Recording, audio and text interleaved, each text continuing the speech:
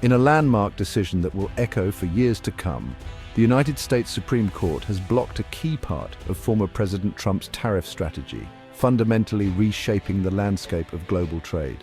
This ruling is not just a legal milestone, it signals a dramatic shift in how the world's largest economy approaches its trading partners and economic rivals. The ruling strikes at the very core of a protectionist agenda that has defined US trade policy for nearly a decade, challenging the notion that tariffs can be wielded unilaterally without checks and balances. For years, tariffs and trade wars have redrawn global supply chains and tested international alliances, raising prices for American consumers and businesses alike. The ripple effects have been felt in every corner of the economy, from the ports to the grocery store aisles. Today's decision acts as a powerful circuit breaker, forcing a national reckoning with the limits of executive power in trade. It reasserts the role of the judiciary and Congress in shaping the nation's economic destiny. The story of these tariffs began with bold promises to protect American jobs and industries, but the reality proved far more complex.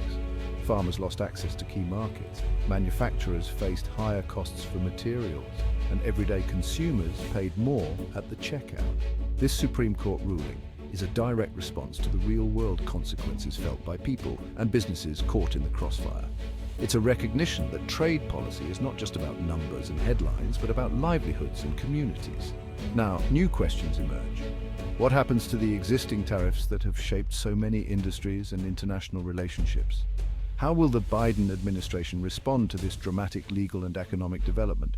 Will they seek to negotiate or double down on existing policies? Will this spark renewed cooperation among global partners, or will it deepen the ongoing debate over protectionism versus free trade? The world is watching closely as the US redefines its role in the global marketplace. One thing is clear. The era of unchecked executive authority on trade has been decisively challenged, and the balance of power is shifting. This moment marks a critical turning point in the global economy, setting the stage for a new chapter in international trade relations and economic policy. To grasp today's ruling, we must revisit the Trump administration's aggressive trade strategy. Starting in 2018, tariffs were imposed to protect US industries and counter what was seen as unfair practices, especially by China.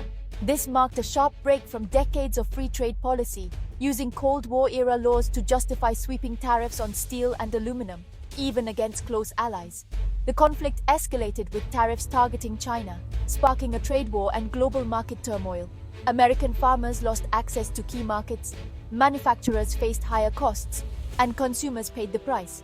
While the goal was to reshore jobs, the net effect was job losses elsewhere and a heavy burden on households. Legal challenges began almost immediately, with businesses arguing that the president had overstepped constitutional authority by imposing tariffs under Section 232. Lower courts initially sided with the government, but a strong dissent argued the law gave the president unchecked power.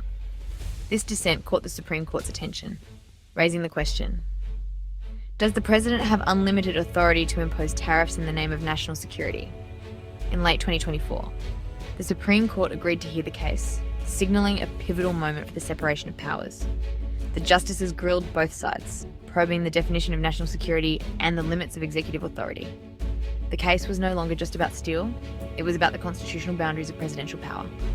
The stage was set for a historic decision. On September 2, 2025, the Supreme Court delivered a landmark unanimous 9-0 ruling that would have far-reaching consequences for US trade policy and the balance of power in government. The justices declared that the broad use of Section 232 to impose steel and aluminum tariffs was unconstitutional, challenging the executive branch's authority to act unilaterally on such sweeping economic measures. In their majority opinion, the court reaffirmed that Congress, not the president, holds the exclusive power to impose tariffs and taxes, a principle rooted in the Constitution and essential to the separation of powers. While the court did not strike down Section 232 entirely, it significantly narrowed its scope, now requiring that any future tariffs under this law must be approved by Congress, and only after a clear and specific finding of a genuine national security threat. This historic decision returns significant trade authority to Capitol Hill, restoring a vital check on executive power and ensuring greater accountability in trade policy decisions. The immediate effect is profound. The legal basis for the 2018 steel and aluminum tariffs is now invalidated, setting the stage for major changes in the US steel and aluminum industries and potentially lowering prices for American manufacturers and consumers. Lower courts will now oversee the process of removing these tariffs, ensuring that the transition happens in accordance with the law and with proper judicial oversight. The Supreme Court's ruling could also open the door to new legal challenges against other tariffs imposed solely by executive action, potentially reshaping the landscape of US trade policy for years to come. The unanimity of the decision sends a powerful and unmistakable message about the importance of checks and balances in American government, reinforcing the judiciary's role as a guardian of constitutional principles. Ultimately, the decision reasserts the framers' original intent, keeping the power to tax and wage economic warfare firmly in the hands of the legislature and ensuring that no single branch can act without oversight. The Supreme Court's decision sent shockwaves through financial markets. Stock futures surged, led by gains in manufacturing and industrial sectors long squeezed by high steel and aluminum prices. Companies like Ford and Caterpillar saw their stocks jump, while domestic steel producers fell.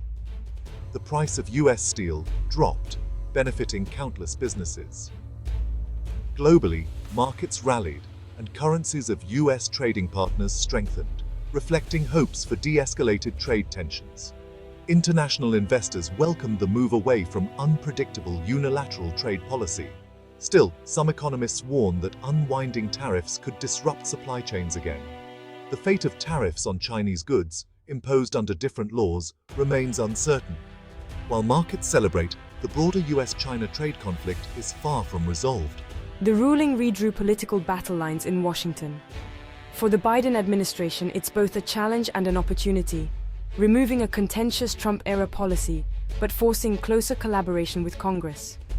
Lawmakers from both parties, long critical of executive overreach, hailed the decision and are demanding a greater say in future trade actions. Former President Trump condemned the ruling, calling it a betrayal of American workers and a blow to his America First agenda. The decision intensifies partisan debate and shifts power back to a divided Congress. The legislature is split. Some favor free trade, others want stronger protectionism. Any new trade strategy will require bipartisan cooperation, a tall order in today's polarized climate. The legal question may be settled, but the political fight is just beginning.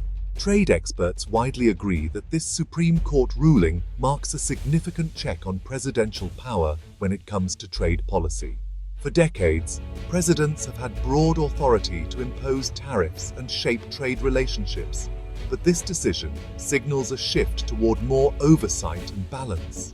Dr. Emily Vance notes, Congress must now be a partner, not a bystander, in trade policy. This means lawmakers will have a greater say in shaping the rules that govern international commerce, potentially leading to more debate and negotiation on key issues. Removing tariffs should help ease inflation and lower costs for both businesses and consumers.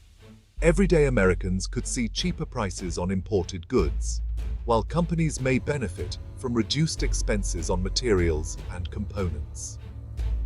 Dr. Marcus Thorne explains, lower input costs mean lower prices or more investment in jobs and innovation.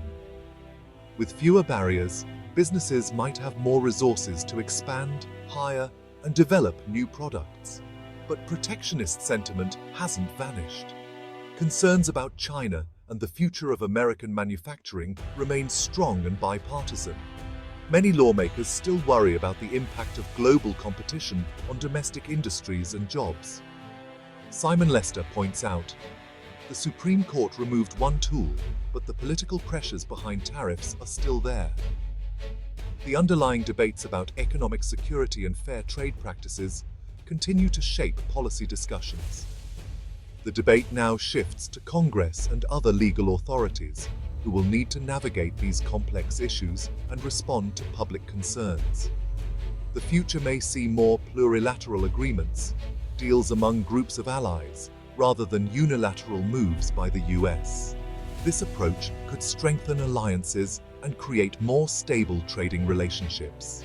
the administration may focus on building coalitions to set new trade rules on digital, labor, and environmental standards, reflecting the evolving priorities of the global economy.